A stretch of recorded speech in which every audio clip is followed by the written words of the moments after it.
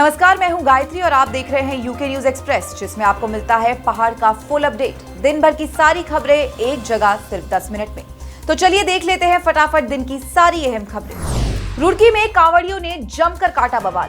मंगलौर कोतवाली क्षेत्र के लिबरहेड़ी नगर पटरी पर ई रिक्शा से एक कांवड़िए को टक्कर लग गई, जिसके बाद कांवड़ियों ने अपने कुछ साथियों को बुला लिया और फिर सबने मिलकर ई रिक्शा चालक के साथ मारपीट की। इतना ही नहीं, कांवड़ियों ने लाठी डंडों से ई रिक्शे को पूरी तरह से तोड़ दिया।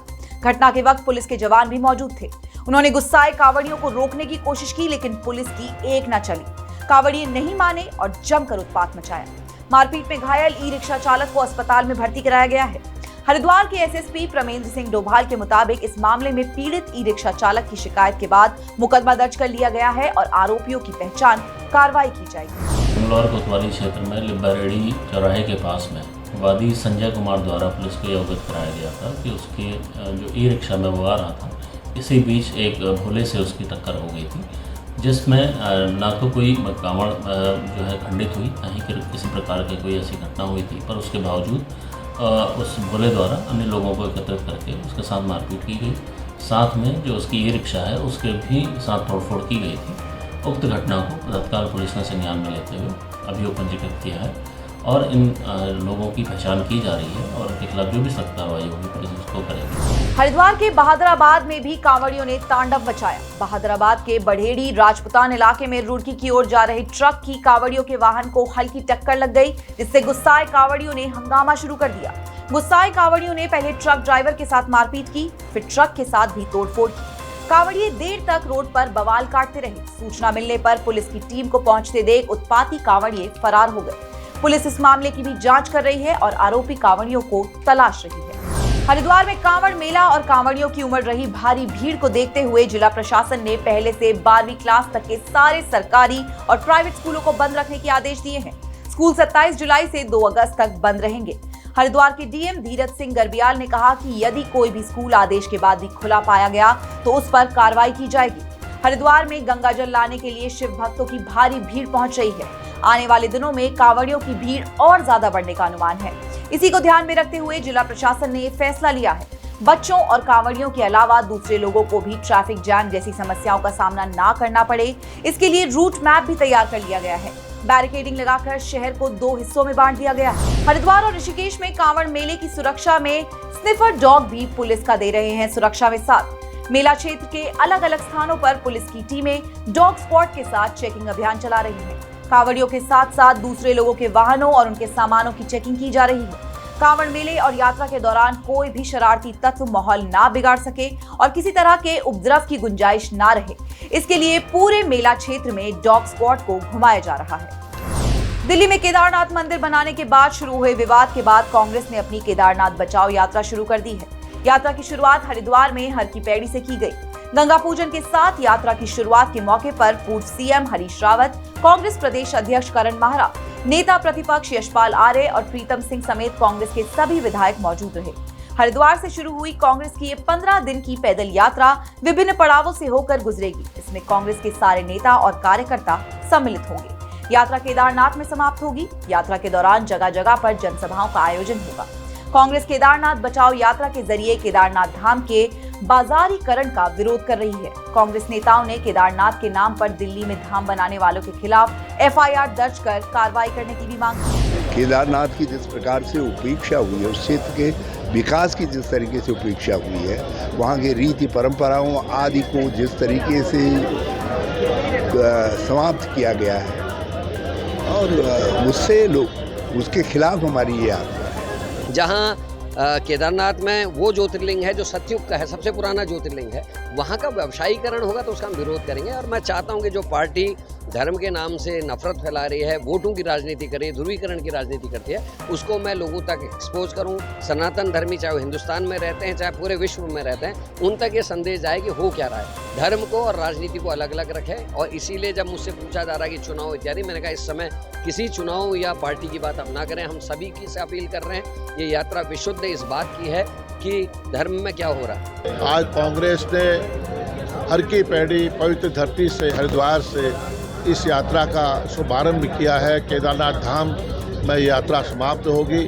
हम पद यात्राएँ करेंगे और पूरे प्रदेश के जनमानस को ये संदेश देना चाहते हैं कि भारतीय जनता पार्टी की कथनी और करनी में क्या फर्क है। मुख्यमंत्री पुष्कर सिंह धामी ने अचानक केदारनाथ धाम का दौरा किया। धामी सुबह हेलीकॉप्टर से केदारनाथ धाम पहुंचे और सबसे पहले मंदिर पहुंचकर बाबा केदार के दर्शन किए और पूजा कर उनका आशीर्वाद दिया। मंदिर के बाहर विराजी नंदी महाराज का भी सीएम ने जलाभिषेक किया और अपने और प्रदेशवासियों के लिए मन्नत मांगी। सीएम धामी ने केदारनाथ धाम के तीर्थ पुरोहितों और संतों के साथ श्रद्धालुओं से भी मुलाकात की। इसके बाद केदारनाथ धाम में चल रहे पुनर्निर्माण और विकास कार्यों का निरीक्षण किया और अधिकारियों को कामों को समय से पूरा करने के निर्देश दिए। सीएम धामी ने केदारनाथ धाम की यात्रा और दर्शन के बाद देहरादून में state council of educational research and training यानी कि SCERT की नई बिल्डिंग का शुभारंभ किया। पहले पूजा अर्चना में शामिल हुए, फिर नई बिल्डिंग का लोकार्पण किया। इसके बाद NCERT भवन में सीएम ने 2024 के विजेताओं को Pandit Deendayal Upadhyay state educational excellence award भी बांटे। इस दौरान प्रदेश के शिक्षा मंत्री धन सिंह रावत भी मौजूद रहे। देहरादून में मंगलवार देर रात हुई तेज बारिश ने फिर नगर निगम के दावों की धज्जियां उड़ा दी। शहर के रायपुर क्षेत्र में आने वाले शांति विहार के नाले में ऐसा जल भराव हुआ कि नाले का पानी लोगों के घरों में जा घुसा। घरों में गंदा पानी घुसने से लोगों के घरों का सामान भी खराब हो गया। लोग रात भर गंदे पानी को निकालने में जुटे रहे। बारिश की वजह से कई इलाकों में बिजली भी गुल हो गई। इससे लोगों की परेशानियां और बढ़ गई। उत्तरकाशी में मानसून की बारिश से लैंडस्लाइड की घटनाएं भी लगातार हो रही हैं। मूसलाधार बारिश से गंगोत्री हाईवे पर फिर पहाड़ टूटा। इससे बिशनपुर, निताला और सैंज के पास का मार्ग बंद हो गया। वहीं डबरकोट के पास यमुनोत्री नेशनल हाईवे पर भी तेज बारिश से मलबा आने के कारण रास्ता बाधित हुआ। प्रशासन और BRO की टीम लगातार हाईवे से मलबा और बोल्डर हटाने में जुटी है ताकि यात्रियों की आवाजाही सुचारू रूप से हो सके। जिला प्रशासन ने मार्ग बाधित होने से परेशान यात्रियों से संयम बरतने की भी अपील की है। प्रशासन का कहना है कि श्रद्धालु जल्दबाजी में कोई जोखिम भरे कदम न उठाएं और सुरक्षित जगहों पर बने रहें। कुमाऊं कमिश्नर दीपक रावत ने लैंड फ्रॉड के मामले में 13 मुकदमे दर्ज करने के निर्देश दिए हैं। कुमाऊं कमिश्नर दीपक रावत की अध्यक्षता में लैंड फ्रॉड समन्वय समिति की बैठक में कई अहम फैसले लिए गए। फिर इस सिलसिले में जरूरी दिशा निर्देश जारी किए गए। दीपक रावत ने बताया कि लैंड फ्रॉड समन्वय समिति की बैठक में मंडल के कुल 53 मामले सामने आए, जिनमें से नैनीताल जिले के 45, उधम सिंह नगर जिले के 4, अल्मोड़ा जिले के 2 और बागेश्वर जिले के 2 मामले शामिल हैं। लैंड फ्रॉड समन्वय समिति की बैठक में शिकायतकर्ताओं के पक्ष को भी सुना गया। शिकायतकर्ताओं के पक्षों को सुनने के बाद समिति ने 13 लैंड फ्रॉड मामलों पर संबंधित पुलिस थानों में केस दर्ज करने के निर्देश दिए।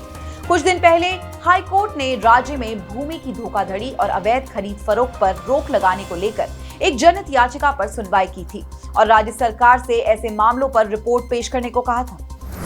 रुड़की में एक वकील के खिलाफ पुलिस में मुकदमा दर्ज किए जाने पर वकीलों का गुस्सा भड़क गया।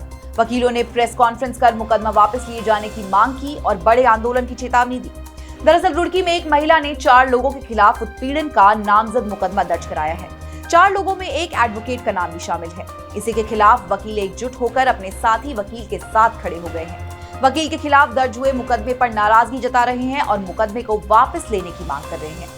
कह रहे हैं कि पुलिस को वकीलों पर कोई मुकदमा दर्ज करने से पहले मामले की जांच करनी चाहिए। अगर ऐसा होता तो वो वकील किसी पीड़ित के लिए न्याय की लड़ाई लड़ना छोड़ देगा। अल्मोड़ा जिले में सरकार ने 4.5 करोड़ रुपए खर्च कर हेमवती नंदन बहुगुणा स्पोर्ट्स स्टेडियम का कायाकल्प कराया है। नए सिरे से स्टेडियम का अब खेल मंत्री रेखा आर्य ने लोकार्पण किया है। इस दौरान खेल मंत्री ने खेल मैदान का निरीक्षण भी किया। ये प्रदेश का ऐसा पहला खेल मैदान है जिसमें रात में भी खेल प्रतियोगिताओं का आयोजन किया जाएगा। अल्मोड़ा के हेमवती नंदन बहुगुणा स्पोर्ट्स स्टेडियम ने देश को कई राष्ट्रीय और अंतर्राष्ट्रीय खिलाड़ी दिए हैं। अल्मोड़ा पहुंची खेल मंत्री रेखा आर्य ने सबसे पहले यहां का विधिवत पूजा अर्चना की, फिर फीता काटकर स्टेडियम को नया रूप देने वाले कामों का लोकार्पण किया। इस स्टेडियम में अब तरह तरह की प्रतियोगिताएं होने के साथ ही रेगुलर प्रैक्टिस करने वाले बच्चों और युवाओं को इसका फायदा मिलेगा। तो इस बुलेटिन में हमने आपको दी उत्तराखंड की कई अहम और जरूरी खबरें। फिलहाल के लिए इतना ही। उत्तराखंड की ऐसी ही अहम खबरों से हम आपको रोज रूबरू करवाते रहेंगे। आप जुड़े रहिएगा श्रेष्ठ उत्तराखंड के साथ।